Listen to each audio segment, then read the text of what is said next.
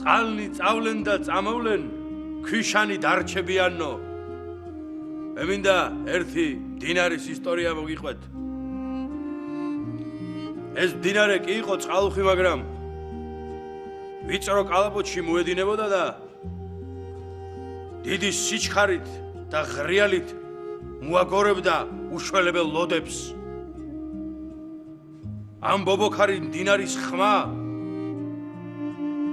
ლომის ღრიალივით ჩაესმოდა არემარეს. ეს მდინარე სულ ასეთი იყო და დაწყნარებული არავის ენახა. ერთხელაც როცა ისევ გაშმაგებული მოდიოდა თავის კალაპოტში, გზად ერთი პატარა მშვიდი ნაკადული შემოუერთდა და აქ მოხდა სასწაული.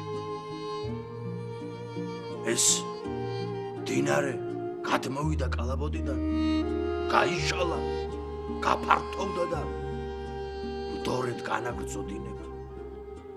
ამის შემდეგ ამ მდინარის ხმა აღარავის გაუგია და აღარავინ შეუწუხებია. ასე გადაიქცა ეს ხმაურიანი მდინარე მშვიდ მდინარედ პატარა ნაკადულის დახმარებით. მე მინდა ამ ოჯახის გრძლის სადღეგრძელო შემოგთავაზოთ. შენ გაგიმარჯოს, ჩემო თამუნა.